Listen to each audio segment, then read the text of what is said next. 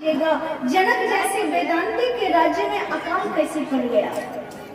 नियम है, संत कहते हैं कि अवैष्णव हतो देशः, जिस देश में वैष्णवता की कमी होती है उसका ह्रास हो जाता है, वहाँ अकाल पड़ता है। लेकिन जनक जी के राज्य में तो अकाल पड़ने की संभावना ही नहीं है। तो आखिर अकाल पड़ा तो क्यों पड़ा? तो आप लोग जनक जी का दर्शन करते रहिए और हमारी बात सुनिए। अकाल पड़ने का कारण यह है कि रावण बहुत दुराचारी था और रावण ने संतों से कर लिया था। संतों के पास देने के लिए तो कुछ नहीं था, तो अपना खून देते थे, रक्त। और संतों का रक्त रावण अपने दरबार में जमा करके रखता था।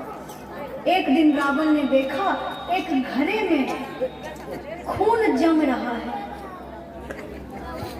राजा ने अपने पुरोहित से पूछा, ये खून क्यों जम रहा है?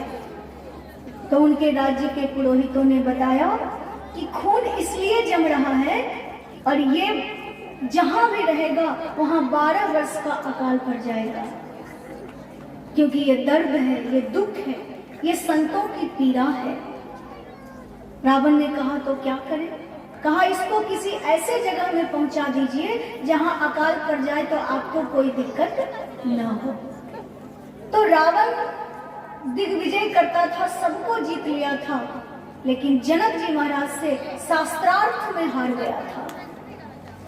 और रावण जनक जी से बदला लेना चाहता था कि किसी भी तरह से जनक को हराया जाए, उसे दुखी किया जाए।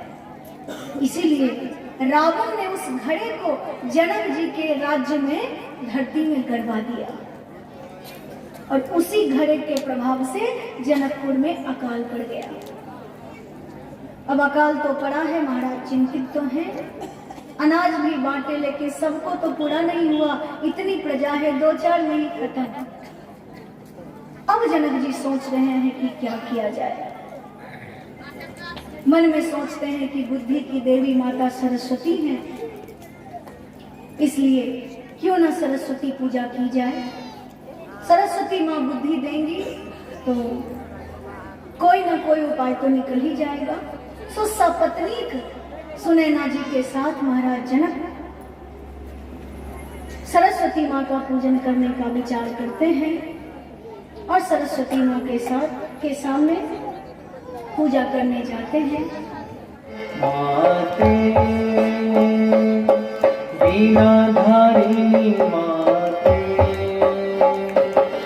सुमरि अंतरमल ज्ञान मुरली सब मन में भर दे। माते माते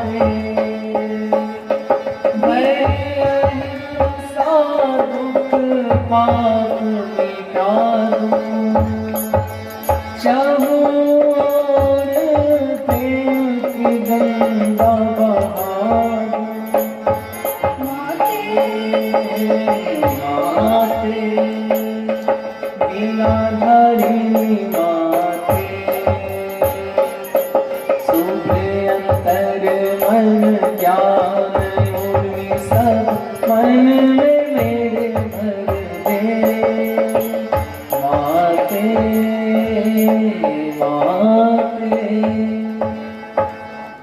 जनक जी महाराज ने पूजन किया है। सरस्वती माँ ने कहा, बस हे जनक, तुम अगर चाहते हो कि तुम्हारे राज्य में अकाल दूर हो तो तुम एक काम करो, कंधे पर हल लेकर सपत्नी खेत में जाओ और खेत में जब हल चलाओगे और राज्य का राजा अगर प्रजा की तरह जीवन व्यतीत करेगा तो वहां निश्चित रूप से सुख और समृद्धि आएगी। इसलिए तुम जाओ और धरती में हल चलाओ। मंत्री के साथ जनक जी महाराज अब जा रहे हैं माँ के वचन। मंत्री, हमें सरस्वती माँ ने सुझाव दिया है कि हम प्रजा के खेतों में हल चलाएं, तो कृपया हल लेकर आओ। इनके मंत्री भी साथ रहते हैं और माँ लीजिए महाराज जी। आज्ञा सुने और हल लेकर तैयार हो गई। अब जनक जी महाराज हल चलाने के लिए चल पड़े हैं। अब धन्य है महाराज जनक, जब राज्य का राजा प्रजा की तरह जीवन व्यतीत करता है वहाँ किसी प्रकार का कष्ट नहीं होता। जनक जी हल चलाने